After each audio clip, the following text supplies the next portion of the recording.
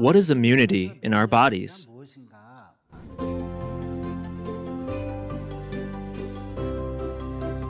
We have cells in our bodies that are responsible for immunity.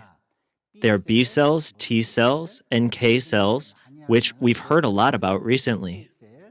These cells are responsible for very important functions in the body.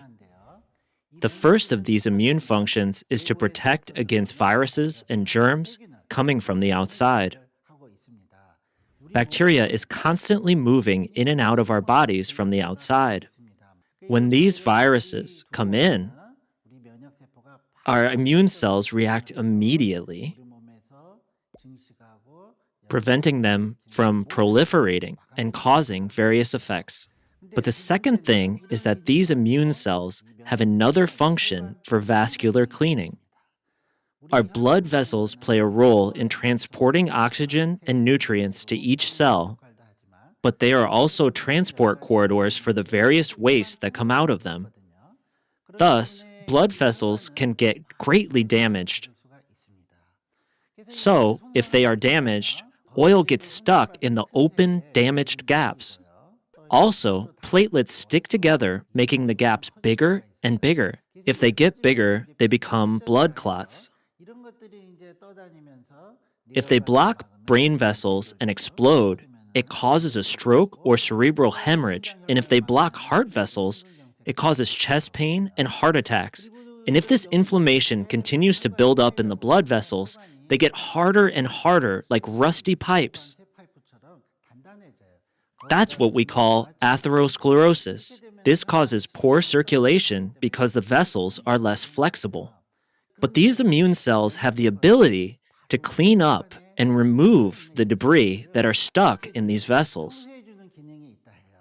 That's why they're called scavenger cells or cleaning cells.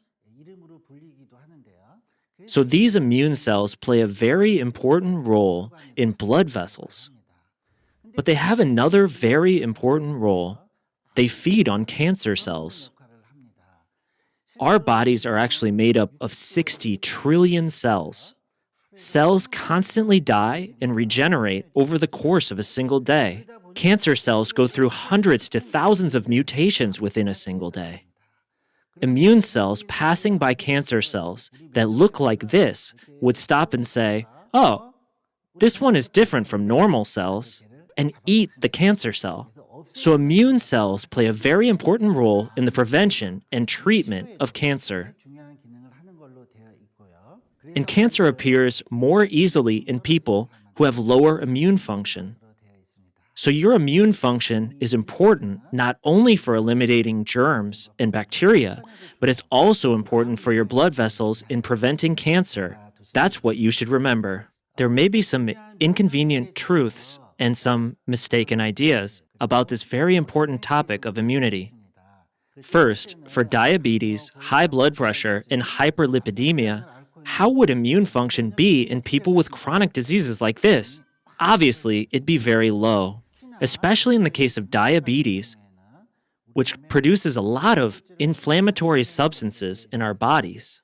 Also for diseases like high blood pressure and hyperlipidemia, they make the blood vessels themselves worse. This leads to very poor immune function.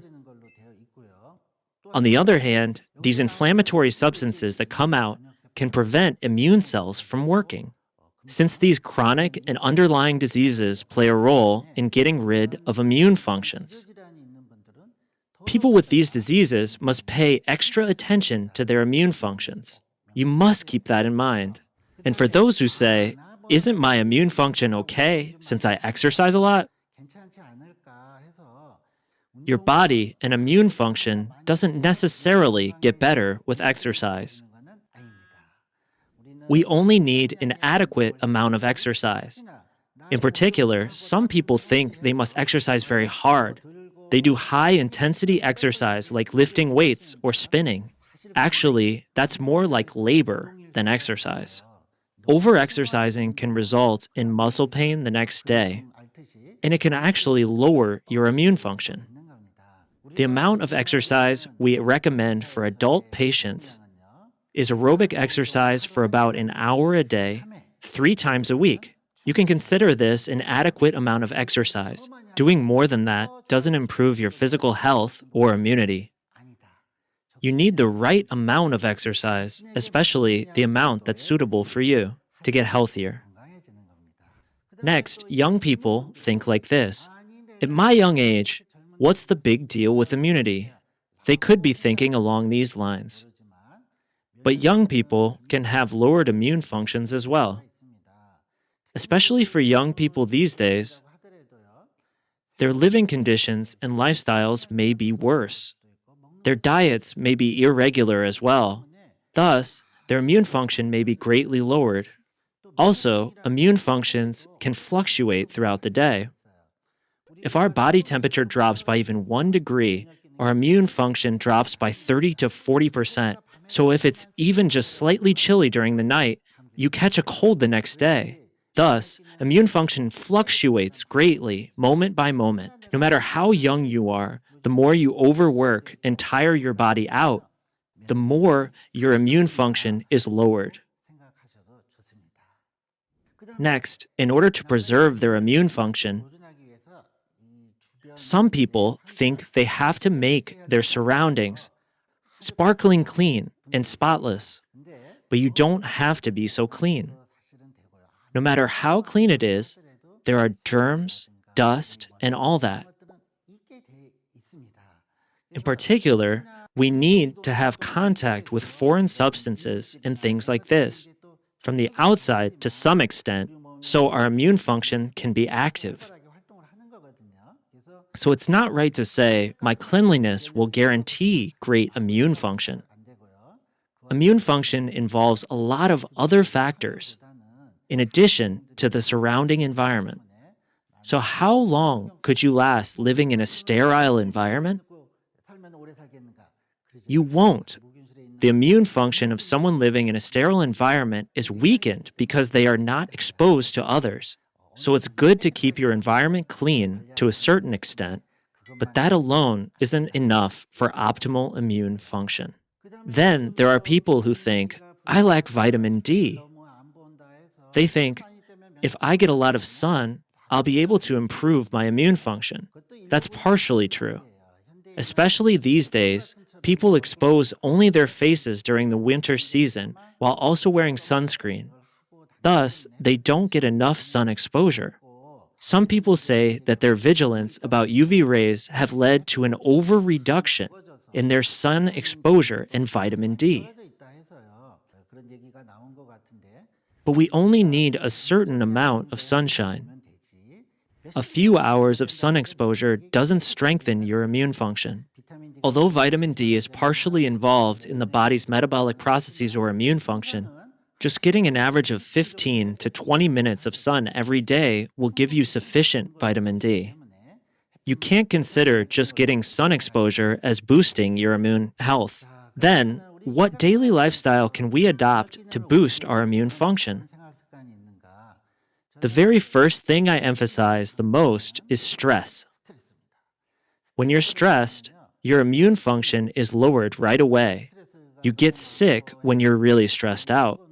You wrap your head in a towel and lie in bed for a week. If you lose your immune function due to stress, as I said before, germs come in and blood vessels get damaged. So it's very important to relieve stress. It's important not to stress yourself too much and engage in stress-relieving activities or positive thinking. Not getting too much stress is important. But the truth is that life itself is a series of stresses, and you can't live free of them. So you have to relieve it. And the easiest and most effective way is what? Exercise. I said that it's important to do the exercise that best suits you, right? If you do aerobic exercise and feel good, our bodies produce endorphins, and the happy hormone, serotonin, is released. Not only does it relieve stress, your body is also very light. Because you feel this lightness and a sense of happiness and well-being, it's extremely important to do some form of exercise. So make sure you do the exercise that best suits you. Then your diet is also extremely important. We actually know that there is a constant process of metabolism that creates debris in the body. We talk about free radicals or waste. There are bodily functions that eliminate waste, but they start weakening as you get older. As I mentioned earlier, your body may create a lot of waste as a result of stress or poor living conditions, regardless of youth. Order to relieve some of this, it's better to eat a lot of food that helps to remove antioxidants or waste from the body. The most typical examples of this are colored vegetables. Vegetables with colors of the rainbow are called anthocyanins or flavonoids. These things now appear purple, red, yellow, which contains some very good antioxidants.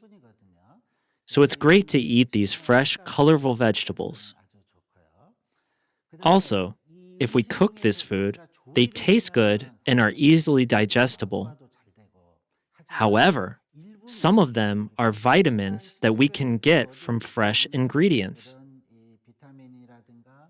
In order to consume enzymes, don't overcook fresh, seasonal ingredients. It's good to just slightly blanch them or eat them raw.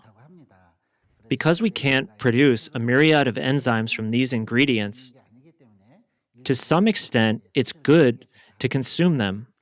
Next, we talk a lot about gut health in relation to our immunity. 70% of our immune cells are in the intestines. So, it improves bowel health, and one of the more important factors for improving bowel health is intestinal bacteria. It's very good to keep many helpful bacteria alive. That's why a lot of people are talking about probiotics. It's a great idea to take probiotics, which can increase the amount of these helpful bacteria. Next, you need to sleep well. Almost 90% of the hormones in your body come out during deep sleep. So regularly getting a good night's sleep is very important. That's how you can manage yourself well for the most important thing, which is your immune function. You have to block germs, keep your blood vessels healthy, and prevent cancer. So these things can be managed by maintaining your immune function.